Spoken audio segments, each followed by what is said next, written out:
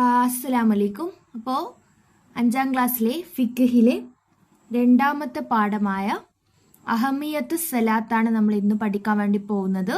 അഹമ്മിയത്ത് സലാത്ത് എന്ന് പറഞ്ഞാൽ നിസ്കാരത്തിന്റെ പ്രാധാന്യം. ആർക്കാണ് നിസ്കാരം നിർബന്ധമായിട്ടുള്ളത്, അല്ലെങ്കിൽ ആർക്കാണ് നിസ്കരിക്കൽ വാജിബായിട്ടുള്ളത്? നിസ്കാരം മുസ്ലിമിന്റെ ശാരീരികമായ മഹത്തായ ഇബാദത്താകുന്നു, അല്ലെ? നിസ്കാരം മുസ്ലിമിന്റെ ശാരീരികമായിട്ടുള്ള മഹത്തായ ഇബാദത്താണ്. ആർക്കാണ് നിസ്കാരം വാജിബായിട്ടുള്ളത്, നിർബന്ധമായിട്ടുള്ളത്? നിസ്കാരം പ്രായപൂർത്തിയും ശുദ്ധിയുമുള്ള എല്ലാ മുസ്ലിമിനും ബുദ്ധി നിലനിൽക്കുന്ന കാലം മുഴുവൻ നിസ്കരിക്കൽ വാജിബാണ്. എന്ന് പറഞ്ഞാൽ എന്താണ്? പ്രായപൂർത്തിയും ശുദ്ധിയും ഉള്ള എല്ലാ മുസ്ലിമും നമ്മൾക്ക് നിസ്കരിക്കുകയാണെങ്കിൽ നമ്മൾ എന്ത് ചെയ്യണം?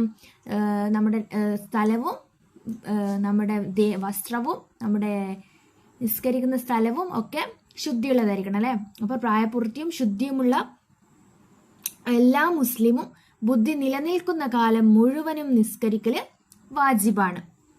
ഇനി രണ്ട് കാര്യങ്ങൾ നമ്മൾ പാലിച്ചില്ലെങ്കിൽ, രണ്ട് കാര്യങ്ങൾ ഇവിടെ ഉണ്ട്, അവ രണ്ടിൽ ഒന്ന് നമ്മൾ പാലിച്ചില്ലെങ്കിൽ നിസ്കാരം നഷ്ടപ്പെട്ടാൽ, കാരണമുണ്ടായിട്ട് നിസ്കാരം നഷ്ടപ്പെട്ടാലും അവന് കുറ്റക്കാരനാകും. എന്തൊക്കെയാണ് ആ രണ്ട് കാരണങ്ങൾ? ഇതാണ് രണ്ട് കാരണങ്ങൾ. സമയമായാൽ ഉടനെ നിസ്കരിക്കണം. പിന്നെയോ അല്ലെങ്കിൽ സമയം കഴിയും മുമ്പ് നിസ്കരിക്കുമെന്ന് ഉറപ്പിച്ച് കരുതണം. സമയമായാൽ ഉടനെ നിസ്കരിക്കണം, അല്ലെങ്കിലോ സമയം കഴിയും മുമ്പ് നിസ്കരിക്കുമെന്ന് ഉറപ്പിച്ച് കരുതണം. ഇപ്പോൾ നിങ്ങൾക്ക് ആ സമയത്ത് നിങ്ങൾക്ക് എന്തെങ്കിലും കാരണവശാൽ, ഇപ്പോൾ അസറിൻ്റെ സമയമാണെങ്കിൽ ആ സമയത്ത് നിങ്ങൾക്ക് നിസ്കരിക്കാൻ കഴിയാത്തൊരവസ്ഥയിലാണെങ്കിൽ സമയം കഴിയും മുമ്പ് ഞാൻ ഈ ഒരു അസർ നിസ്കാരം ഖളാ ആക്കാതെ നിസ്കരിക്കുമെന്ന് മനസ്സിൽ കരുതി ഉറപ്പിക്കണം. ഈ രണ്ട് കാര്യങ്ങളിൽ ഒന്ന് നമ്മൾ പാലിച്ചില്ലെങ്കിൽ, കാരണമുണ്ടായിട്ടും നിസ്കാരം നഷ്ടപ്പെട്ടാൽ അവന് കുറ്റക്കാരനാകും.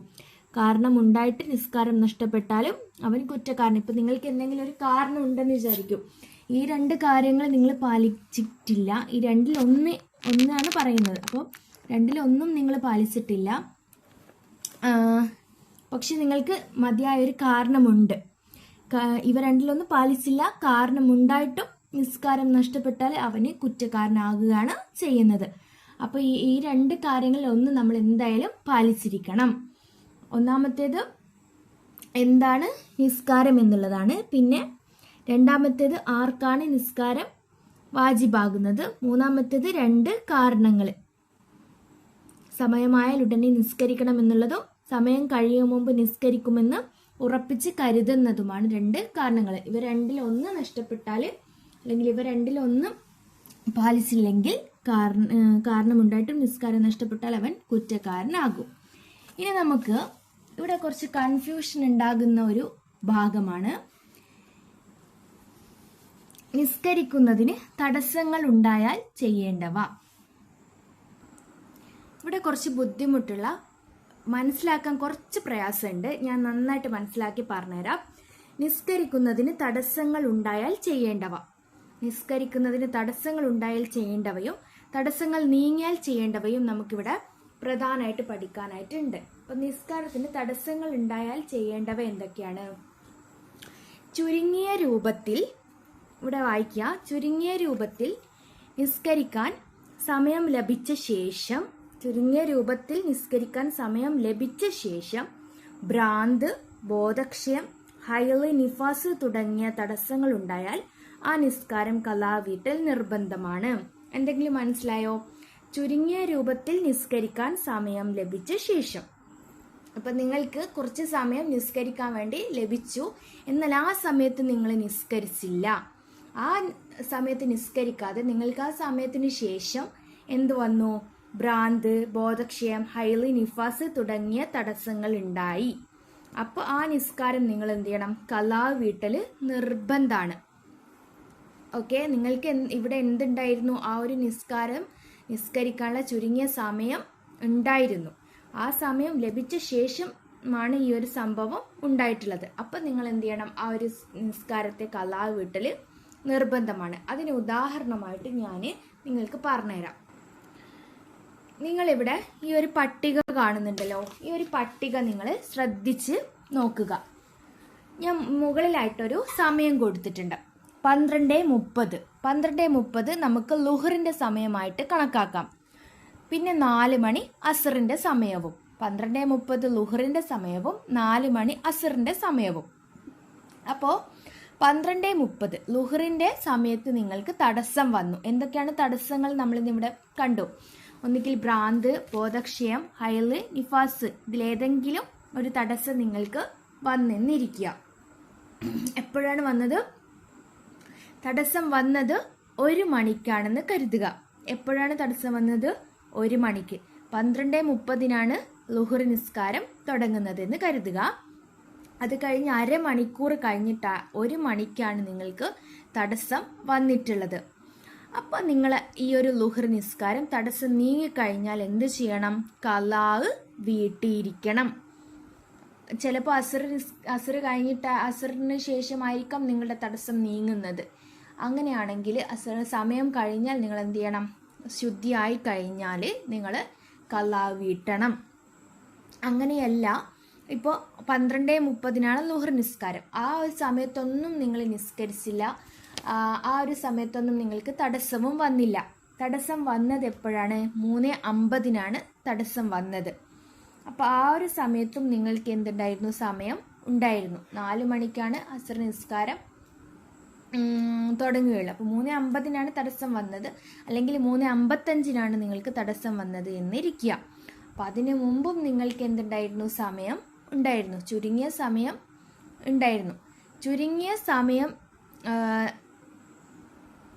ചുരുങ്ങിയ രൂപത്തിൽ നിസ്കരിക്കുക എന്ന് പറയുന്നത് ഈ ഒരു 5 മിനിറ്റിൻ്റെ കാര്യമല്ല. നിങ്ങൾക്ക് തടസ്സം വരുന്നതിന് മുമ്പ് നിങ്ങൾക്ക് ഫർള് നിസ്കരിക്കാൻ വേണ്ടി കിട്ടിയ സമയം എന്നാണ് ഉദ്ദേശിക്കുന്നത്.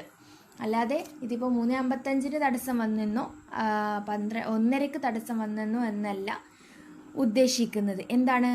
നിങ്ങൾക്ക് നിസ്കരിക്കാൻ വേണ്ടിയിട്ട്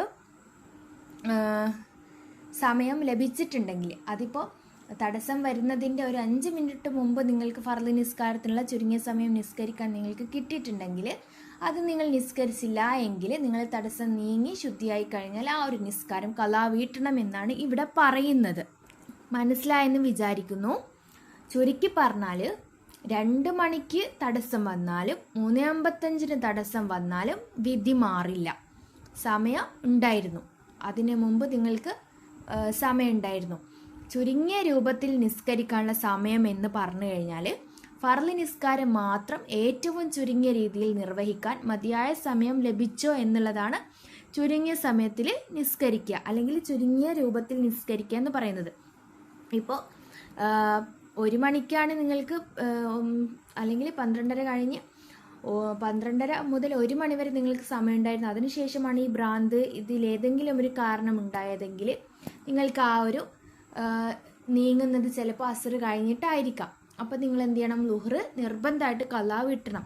അതല്ല, 4 മണിക്ക് ഒരു 5 മിനിറ്റ് നിങ്ങൾക്ക് മുന്നേ ആണ്, അസറിന് 5 മിനിറ്റ് മുന്നേ ആണ് നിങ്ങൾക്ക് ഈ ഒരു തടസ്സം ഉണ്ടായത് എന്നുണ്ടെങ്കിലും നിങ്ങൾക്ക് സമയം ഉണ്ടായിരുന്നു. അപ്പോൾ ആ ഒരു സമയത്ത് നിങ്ങൾ നിസ്കരിക്കണം എന്നാണ് പറയുന്നത്. നിസ്കരിക്കണം എന്നല്ല, ഖലാ വീട്ടൽ നിർബന്ധമാണ് എന്നാണ് ഇവിടെ പറയുന്നത്.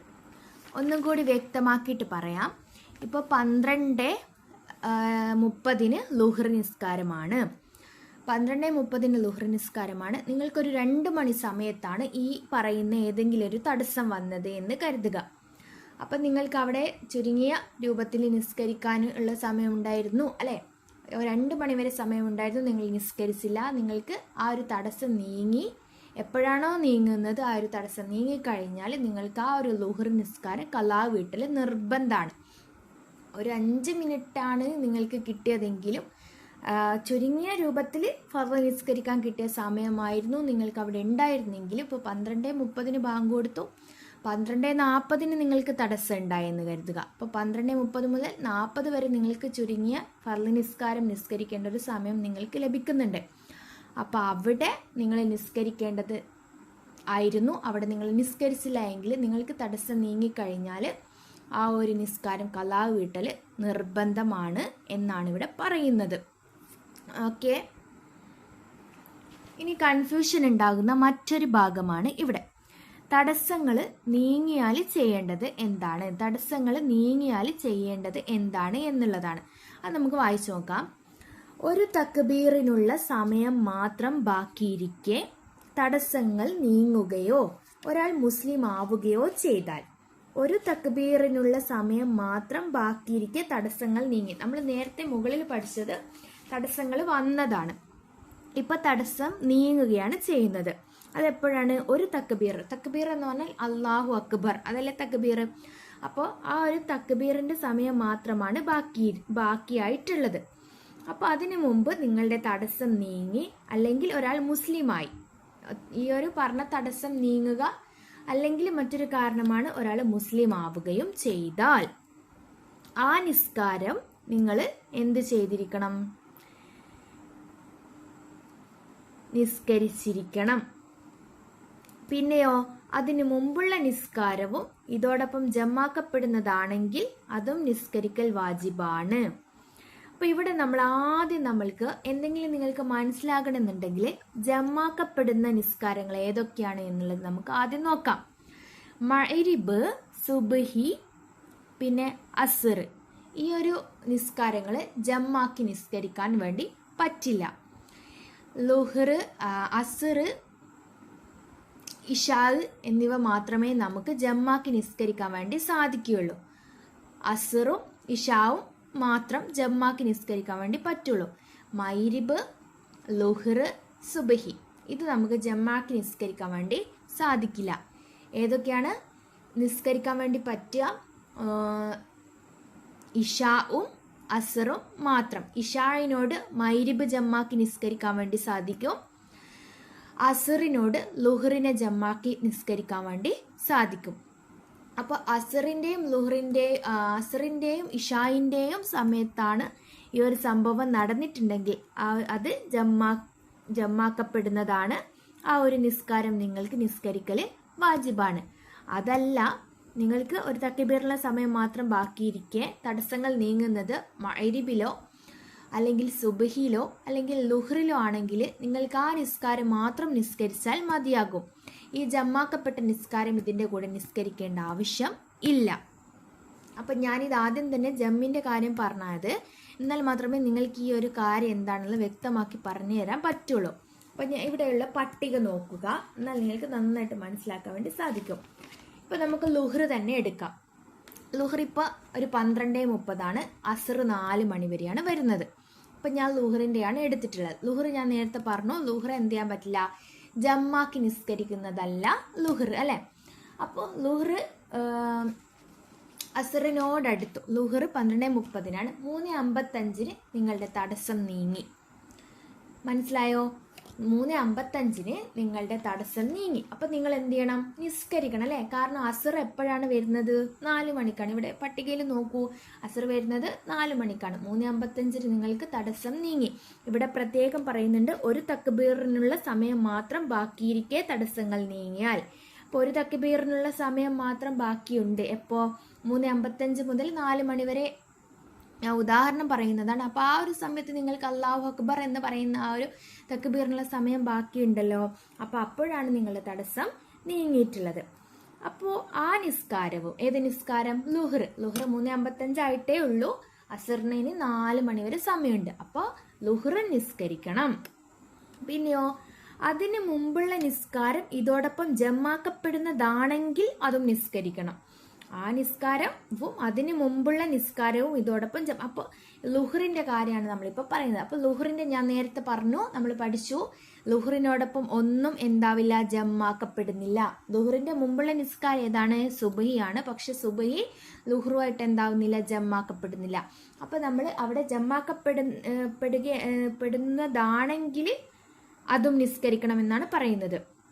അപ്പോൾ ഇതെന്തായാലും നിസ്കരിക്കണം. ഈ ലുഹർ എന്തായാലും നിസ്കരിക്കണം. ആ ലുഹറിന്റെ കൂടെ ഏതെങ്കിലും ജമാക്കപ്പെടുന്നുണ്ടെങ്കിൽ അതും കൂടെ നിസ്കരിക്കാനാണ് പറയുന്നത്. അപ്പോൾ ഇവിടെ നിസ്കരിക്കേണ്ടത് ഏതാണ്? ലുഹർ മാത്രമാണ്. ലുഹറിന്റെ ഒപ്പം എന്ത് ജമാക്കപ്പെടുന്നില്ല? സുബ്ഹി ജമാക്കപ്പെടുന്നില്ല. അപ്പോൾ ലുഹർ ഇവിടെ നിസ്കരിക്കണം. അതിപ്പോൾ അസറിന്റെ കാര്യത്തിലാണ് വരുന്നതെങ്കിലോ, ഇപ്പോൾ അസർ നിസ്കരിക്കുന്നതിൻ്റെ മഗ്രിബിനോട് തൊട്ടടുത്തിട്ട് അസർ ഒരു മഗ്‌രിബ് ഇപ്പോൾ ഒരു 6:30 മണിക്ക് മഗ്‌രിബ് തുടങ്ങുകയാണെങ്കിൽ ഒരു 6:25 ആകുമ്പോഴേക്കും നിങ്ങൾക്ക് അസറിൻ്റെ സമയം കഴിയുമോ എന്ന് വിചാരിക്കുക. അപ്പോൾ ആ ഒരു സമയം നിങ്ങൾക്ക് ചുരുങ്ങിയ ഒരു തക്ബീറിൻ്റെ സമയം നിങ്ങൾക്ക് അസർ നിസ്കരിക്കാനുണ്ടല്ലോ. അപ്പോൾ ആ അസർ നിങ്ങൾ എന്ത് ചെയ്യണം? നിസ്കരിക്കണം. ആ നിസ്കാരവും അതിന് മുമ്പ് നിങ്ങൾക്ക് മുമ്പുള്ള നിസ്കാരം ജമ്മാക്കപ്പെടുന്നതാണെങ്കിൽ അതും നിസ്കരിക്കണം. അപ്പോൾ അസറിൻ്റെ കൂടെ ലുഹർ എന്താകുന്നുണ്ട്? ജമ്മാക്കപ്പെടുന്നുണ്ട് അല്ലേ. അപ്പോൾ നമ്മൾ എന്ത് ചെയ്യണം? ഈ അസറിൻ്റെ കൂടെ ലുഹറും കൂടെ നിസ്കരിക്കണം. പക്ഷെ ലുഹറിൻ്റെ കൂടെ എന്ത് വേണ്ട? ജമ്മാക്കപ്പെടുന്ന നിസ്കാരം ഇല്ലാത്തത് കൊണ്ട് വേണ്ട. അപ്പോൾ അസറും ഇഷായിൻ്റെയും കാര്യത്തിൽ ഈ ഒരു കാര്യം നിർബന്ധമാണ്. ഉള്ളത് കൊണ്ട് അതും നിസ്കരിക്കണം.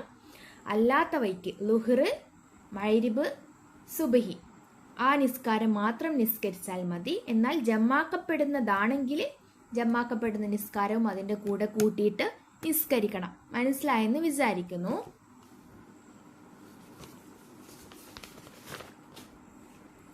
ഞാൻ ഒരു നിസ്കാരത്തിൻ്റെ സമയം മാത്രം വെച്ചിട്ടാണ് ഇപ്പോൾ ഒരു ഉദാഹരണം പറയുന്നത് കേട്ടോ. അപ്പോൾ ഞാൻ ഒന്നുകൂടി ഈ തടസ്സം നീങ്ങിയാൽ ചെയ്യേണ്ടത് എന്നുള്ളതിൻ്റെത് വ്യക്തമാക്കിയിട്ട് പറഞ്ഞുതരാം. ലുഹറിൻ്റെ കാര്യം തന്നെ നമുക്ക് എടുക്കാം.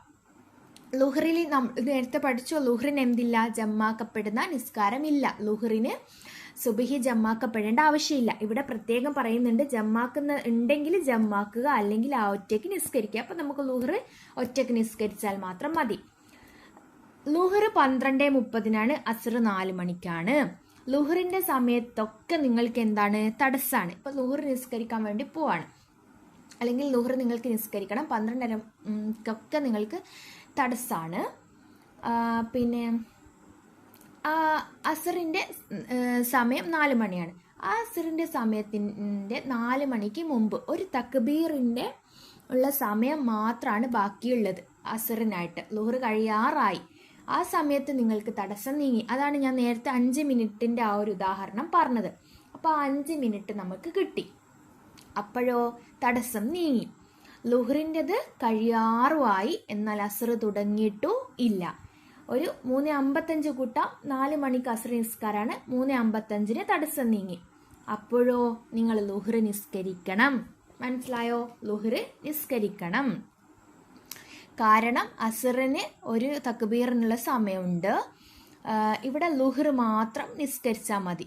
ഇതുപോലെ മഗ്‌രിബിനും സുബഹിക്കും സംഭവിച്ചാൽ ആ ഒരു സുബ്ഹിയും മഗ്‌രിബും മാത്രം തന്നെ നിസ്കരിച്ചാൽ മതി. എന്നാലോ ഇഷായിലോ അസറിലോ ആണ് ഇങ്ങനെ സംഭവിച്ചതെങ്കിൽ ഇഷാവും അസറും മാത്രം നിസ്കരിച്ചാൽ പോരാ. കാരണം എന്താണ്? ഇഷായിലും പിന്നെ അസറിലും ജമ്മാക്കപ്പെട്ടിട്ടുള്ള മറ്റൊരു നിസ്കാരം ഉണ്ട്. ഇഷായിൽ ജമ്മാക്കപ്പെട്ടിട്ടുള്ള മഗ്‌രിബുണ്ട്, പിന്നെയോ അസറിൽ ജമ്മാക്കപ്പെട്ടിട്ടുള്ള ലുഹറുണ്ട്. അപ്പോൾ അതിൻ്റെ കൂടെ അതും കൂടെ നിങ്ങൾ നിസ്കരിക്കണമെന്നാണ് പറയുന്നത്. ചുരുക്കി പറഞ്ഞാൽ ലുഹർ സമയത്ത് ശുദ്ധിയായാൽ ലുഹർ മാത്രം, മഗ്‌രിബ് സമയത്ത് ശുദ്ധിയായാൽ മഗ്‌രിബ് മാത്രം, സുബ്ഹി സമയത്ത് ശുദ്ധിയായാൽ സുബ്ഹി മാത്രം. എന്നാലോ അസർ സമയത്ത് ശുദ്ധിയായാൽ അസറും ലുഹറും വേണം. ഇഷാ സമയത്ത് ശുദ്ധിയായാൽ ഇഷാവും മഗ്‌രിബും വേണം. ഞാനിങ്ങനെ കൂടുതൽ വിവരിച്ചത് കൊണ്ട് നിങ്ങൾക്ക് പ്രയാസം ഉണ്ടായിട്ടുണ്ടെങ്കിൽ ക്ഷമിക്കുക. നന്നായിട്ട് മനസ്സിലാക്കാൻ വേണ്ടിയിട്ടാണ് ഇങ്ങനെ പറഞ്ഞു തന്നിട്ടുള്ളത്. ഇനി ഇവിടെ നോക്കൂ, നഷ്ടപ്പെട്ട നിസ്കാരം ഖളാ വീട്ടണം. നമ്മൾ പഠിച്ചല്ലോ, കാരണമില്ലാതെ നഷ്ടപ്പെട്ട നിസ്കാരം ഉടനെ ഖളാ വീട്ടലും, കാരണമില്ലാതെ നഷ്ടപ്പെട്ടത് നമ്മൾ ഉടനെ ഖളാ വീട്ടലും, ആസന്നമായ നിസ്കാരം ഖളാ ആകില്ലെങ്കിൽ അതിനേക്കാൾ മുന്തിക്കലും നിർബന്ധമാണ്. പ്രസന്റിലുള്ള നിസ്കാരം ഖളാ ആകില്ലെങ്കിൽ അതിനേക്കാളുള്ള മുന്തിക്കലും നിർബന്ധം. അപ്പോൾ കാരണമില്ലാതെ നഷ്ടപ്പെട്ട നിസ്കാരം ഉടനെ ഖളാ വീട്ടണം. എന്നാൽ ആസന്നമായ നിസ്കാരം ഖളാ ആകില്ലെങ്കിൽ, ഇപ്പം നമ്മളോട് ലുഹർ ഖളാ ആയിപ്പോയി, കാരണമില്ലാതെ ലുഹർ ഖളാ ആയിപ്പോയി. എന്നാൽ പ്രസന്റിൽ ഏതുണ്ട്? അസർ നിസ്കാരം ഉണ്ട്.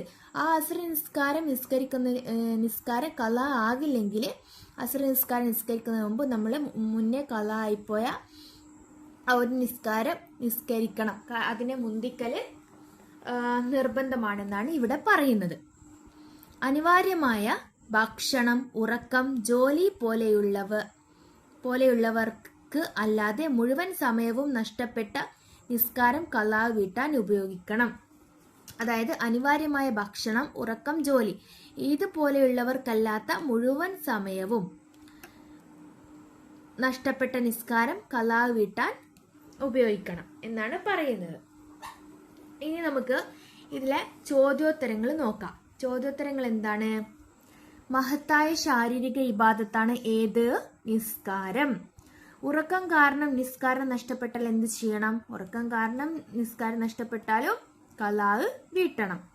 തക്ബീറിനുള്ള സമയം മാത്രം ബാക്കിയുള്ളപ്പോൾ ഒരാൾക്ക് ബോധം തെളിഞ്ഞാൽ ഏതെല്ലാം നിസ്കാരം ഖലാ വീട്ടണം?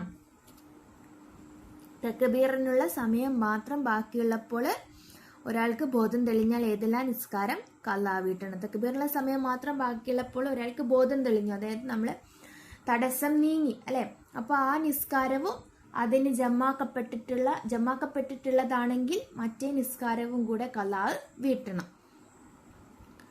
നിസ്കാരത്തിനുള്ള തടസ്സങ്ങൾ ഏവ എന്തൊക്കെയാണ്? കഴിഞ്ഞ ആ ഒരു ഇതിൽ നമ്മൾ പഠിച്ചിട്ടുണ്ട് അല്ലെ. തടസ്സങ്ങൾ എന്തൊക്കെയാണ് വന്നത്? ഹൈല്, നിഫാസ്, ബോധക്ഷയം, ഭ്രാന്ത് എന്നിവയൊക്കെയാണ് നിസ്കാരത്തിനുള്ള തടസ്സങ്ങൾ. ഇനി നമുക്ക് ശരിയും തെറ്റും അടയാളപ്പെടുത്താൻ വേണ്ടിയിട്ടാണ്